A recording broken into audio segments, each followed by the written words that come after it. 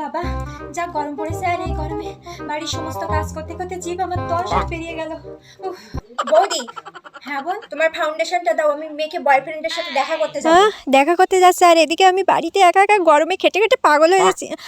শোনো বোন, আমার কাছে কোনো ফাউন্ডেশন নেই। আমাকে মিথ্যা কথা বলছো কেন? দাদা দুদিন আগে একটা ফাউন্ডেশন কিনে দিয়েছিল, ওটা দাও। আরে বলছি তো বোন, আমার কাছে কোনো ফাউন্ডেশন নেই। সেদিন তোমার দাদা ছোটর জন্য একটা বডি লোশন আনছিল, ওটা ফাউন্ডেশনের মতোই দেখতে। কই দাও তো তোমার সাজুগুজুর বাক্স দাও। আচ্ছা এই নাও। দাও। এই তো দুটো ফাউন্ডেশন, আর আমাকে বলছে কিনা কোনো ফাউন্ডেশন নেই। চোখে চোখে এত মিথ্যা কথা। আরে বোন, ওগুলো নিও না, ওগুলো ডেট ফেক। দেখো বৌদি, ওই ফাউন্ডেশন মেখে আমার মুখে ছোট ছোট র্যাশ বেরিয়েছে। এখন আমি আমার বয়ফ্রেন্ডের সাথে কি করে ডেটিং এ যাব? এত করে বললাম নিও না, তবু আমার কথা শুনলো না। এবার বেশ হয়েছে, এবার শেওড়া গাছের পেতনি মতো লাগছে। উফ, কি গরম পড়েছে বাবা, মরার গরম পড়েছে। মা তাহলে আমি আসি। হ্যাঁ, তোমার তো খালি সুযোগ পেলেই বাপের বাড়ি গেড়ে বসার ধান্দা খালি শুধু। ঠিক আছে ঠিক আছে, তাড়াতাড়ি চলে আসবে। ওখানে গিয়ে আবার গেড়ে বসো না, এখানে কিন্তু অনেক কাজ। আচ্ছা মা। বৌমাটাকে বলবে একটু বাতাস করতে, ছেও চলে গেল। দূর, ফ্যান চালালে তো আবার বিল উঠবে। হ্যাঁ হ্যাঁ হ্যাঁ, ও নাইটিটা পরে আসি, ও তো আর নেই। কি নরম কাপড়, উফ কি আরাম। শাড়ি পরে কি আর থাকা যায় সত্যি বাবা। ভাগ্যিস বৌমাটা বাড়ি নেই। আরে মা, আপনি গেঞ্জি পরছেন? এ কি বৌমা, তুমি এত তাড়াতাড়ি চলে এলে? হ্যাঁ, রাস্তায় জুতোটা ছিঁড়ে গিয়েছিল, তাই আসলাম পাল্টাতে। কিন্তু মা, আপনি নাইটি পরছেন? ব্যাপার কি, সেদিন আমি নাইটি পরছিলাম বলে আপনি কি না গালাগালি দিয়েছিলেন, সেই গালাগালি না আমার এখনো হজম হয় না। মানে আপনি যা ইচ্ছা করতে পারেন, আর বাড়ির বউরা করলে দোষ। এগুলোকে কি বলে জানেন মা? নিজের বেলায় আটি সাটি, লোকের পদে সিমটি কাটি। কি গো, তাড়াতাড়ি খাও। হ্যাঁ হ্যাঁ, খাচ্ছি খাচ্ছি। ব্যাস, আমার খাবার গুষ্টি তুষ্টি বাজিয়ে দিল এবার। ধুর, কি গো, কেমন হয়েছে রান্নাটা? হ্যাঁ হ্যাঁ, ভালো হয়েছে ভালো হয়েছে, খুব ভালো হয়েছে।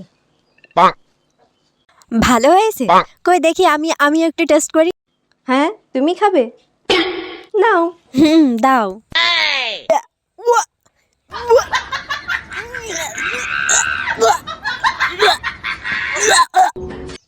হয়ে গেল, আমাকে দিয়ে সব গেলানো বস। এবার কেমন লাগে? নুনে তো আমার গালটা পুড়ে গেল। সিসি, তুমি এটা কিভাবে খেলে? হ্যাঁ, তুমি তো সত্যি কথা বলতে পারতে, খাবারে নুন হয়ে গেছে, তারপরেও তুমি এভাবে খেলে? হ্যাঁ, তোমাকে সত্যি কথা বলে আমি নিজের বাস নিজেই দিই। আমি তোমাকে এত ভালোবাসি, আর তুমি এইটুকু কথা বলতেই পারলে না? তুমিও না, যাও, তোমার সাথে আর কথাই বলবো না। সেদিনের কথা কি তাহলে ভুলে গেল? শাশুড়ি ভার্সেস বৌমা। শোনো বৌমা। হ্যাঁ মা, তোমার এই বাড়িতে যদি কোনো রকম কোনো জিনিসের দরকার হয়, সবার আগে তুমি আমাকেই বলবা। আমি কিন্তু আর ওই 5-10টা শাশুড়ির মতো না, আমি কিন্তু খুব মডার্ন, বুঝেছো তো?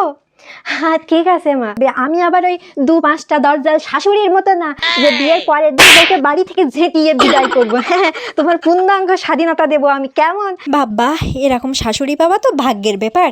আর তোমরা হলে আজকালকার যুগের মেয়ে, তোমাদের সাথে যদি একটু মানিয়ে না নি তাহলে হবে। হ্যাঁ, বাহ, কি ভালো শাশুড়ি, আমার খুঁজেই পাওয়া যায় না এমন। শোনো বৌমা, আমি তোমার বন্ধুর মতো, তোমার যা যা লাগবে সব আমাকেই বলবে, কেমন? হ্যাঁ, তাহলে আমার একটা প্রশ্ন আছে, বিয়ের আগে তুই কয়টা প্রেম করেছিলি? বিয়ের আগে তো আমি 10টা প্রেম করেছিলাম, একজনকে বিয়েও করেছিলাম, তোর ছেলে তো 2 নম্বরের স্বামী আমার। এ ভগবান, কি করে তুললাম, এই জন্যই বলে বউদের বেশি মাথায় উঠাতে নেই। মা, এই শাড়িটা দেখুন। হ্যাঁ, দাঁড়ান দাঁড়ান দেখাচ্ছি, এই দেখুন। কই দেখি দেখি। বাহ, শাড়িটা তো আমার গায়ে খুব মানিয়েছে। মা, এই শাড়িটা কিন্তু আপনাকে খুব সুন্দর দেখাচ্ছে, আর বিবাহবার্ষিকী এই শাড়িটাই কিন্তু পরবেন। শাড়িটা কিন্তু ভালোই পছন্দ করে এনেছে, কিন্তু বৌমাকে বলা যাবে না, বললেই এবার মাথায় চড়ে বসবে। সবই ঠিক আছে, কিন্তু শাড়ির কালারটা আমার অতটাও পছন্দ হয়নি। হ্যাঁ মা, আপনার এই শাড়িটা পছন্দ হয়নি? কি করে হবে? শাড়িটা তো দেখে মনে হচ্ছে ফুটপাত থেকে এনেছে। শাশুড়ি না, তুমি কি আর আমাকে দামি শাড়ি দেবে? কিন্তু মা, শাড়িটা কিন্তু আপনার মেয়েই পছন্দ করেছে, টাকাটা অবশ্য আমার, কিন্তু পছন্দটা কিন্তু আপনার মেয়ের। হ্যাঁ, এই বৌমা, তুমি আমাকে আগে বলোনি কেন যে শাড়িটা মেয়ে পছন্দ করেছে? আমার মেয়ে কি আমার জন্য কম দামি শাড়ি কিনতে পারে? হ্যাঁ মা, তুই কাঁদিস না, শাড়িটা খুব ভালো হয়েছে। শাড়ি যাও, তুমি আর আমার সাথে কখনোই কথা বলবে না। সব সময় আমাকে অপমান করতে পারলেই বাঁচেন, এবার নিজের মেয়েকেই সামলান। ধেৎ, এই জন্যই বলে বেশি পাকামো করতে নেই।